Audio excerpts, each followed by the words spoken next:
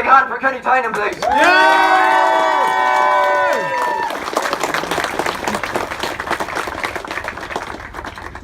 Sorry, you'll have to bear with me for a second.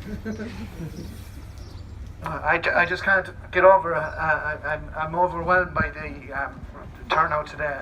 Thanks to each and every single one of you for coming out today. Every single one of you are going to be responsible for big changes in this country. So give yourselves a big round of applause.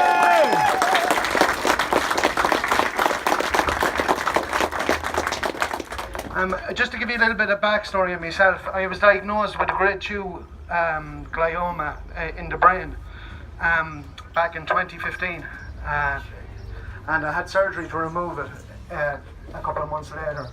I got about 6 months cancer-free before I was told I had a recurrence, which I thought at first was a scar tissue, but when it was shown to enhance, they knew it was a tumour growth. So I asked them up in the Bowman Hospital with us, they wanted me to take chemotherapy and radiation, and I seen what it had done to my own mother, who passed in 2016, God rest her. And she always said that if she had her life to live over again, that she would have never taken that damn chemo or radiation.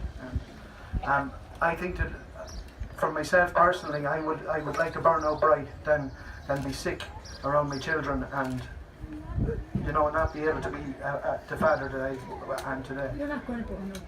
Here, here. You're not going to burn out.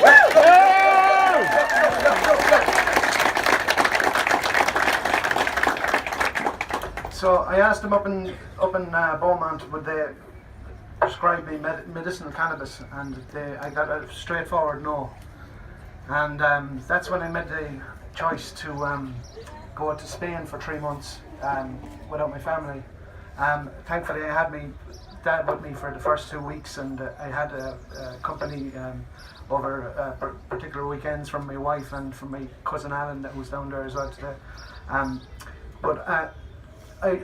It was a very lonely existence, being a medical refugee, and especially in a country where you don't speak the language. Like I had zero Spanish when I went over there, so and living in a town where I was living, there was no English speakers. So just to give you an example of the loneliness, there was a time when my 2 boys and my wife came over to spend a couple of days in Zaragoza with me, and we had a wonderful few days, and I dropped them back to the airport, and I came back to that little 2-bedroom flat that I had in Zaragoza, and I found my son's Isaac's little Spider-Man hat that he'd forgotten, and that's when I broke down myself, and I realised how bad the situation was, you know. It was totally unfair on me, and I just kept trying to keep the brave face up, you know, when I was really dying inside, to be honest. We won't allow it. We won't allow it. We won't allow it.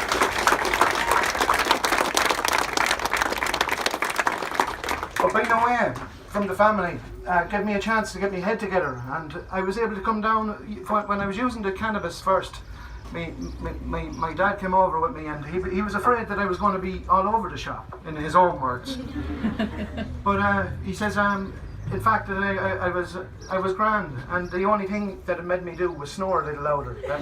So I had to turn on the air conditioner to block me out. While I was over there, I was able to come down off my meds. I was taking 15 tablets a day when I went over there first, and when I returned, I was taking 5. So I put that all down to medical cannabis.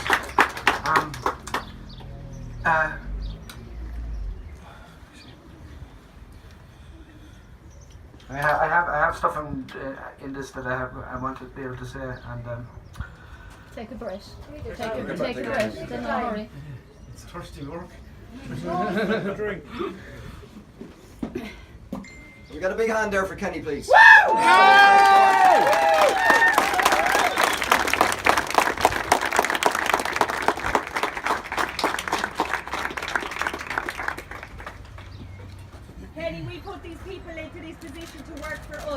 time we started making them stand up to their responsibilities.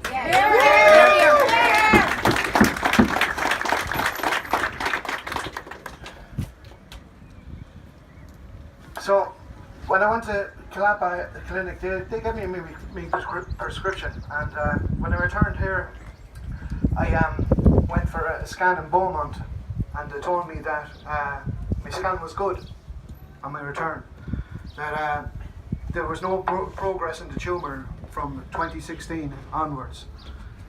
From the last scan that was that they done in October 2016, there'd been no progression in the tumour. So that to me says, especially with my type of cancer that I have, I should be dead by now. And if there's been no growth, it's certainly holding it back. You know, I'm defying the odds. I should have studied, not doors closed up.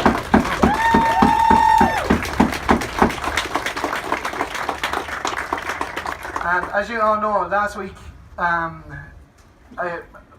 had my medical cannabis seized in the post by Revenue. I'm now demanding it back. I've lodged an appeal to demand it back. I've supplied the evidence, proving that it's working for me, recommendations from my doctors, and shame on them. Shame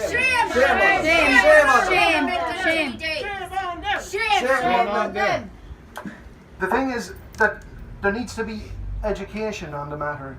The doctors are all for it, but they're not trained in, and they're not specialised like they are in the Calapa Clinic in Spain. I'm a European citizen with a European prescription. I can't understand why I am not allowed to have it here. Duty of care. There's no duty of care. Choice. Where's the choice? But just to wrap it up, I'm calling on all councillors and TDs to write to the Minister asking for legislation that we the people have safe access to medicine that is shown to have many benefits like MS, epilepsy, depression, anxiety, and of course many different types of cancer as well. I'm calling on the people to demand Simon, to write to Simon to demand that legislation be brought forward, and let's bombard his Facebook page with messages and tweet him every day if we have to. As the saying goes, the squeaky wheel gets the most oil. I'm calling on all doctors and nurses and consultants and all medical workers for them to research medicinal cannabis, because it's not going to be long before we get it through the gates and we get it legalized. And they need to be trained and to be up to date on the benefits and how to use medical cannabis and what dosages to give, etc. So I'm calling on all the medical staff as well to do that as well. Lastly, I'd like to thank each and every one of you for coming. Big thanks to the speakers, Councillor Michael O'Brien, Luke Flanagan, Member of European Parliament, Hazel Robinson, People Before Profit, and of course the woman herself who inspired my journey and gave me the contact for the Calapa Clinic, the one and only Vera Toomey.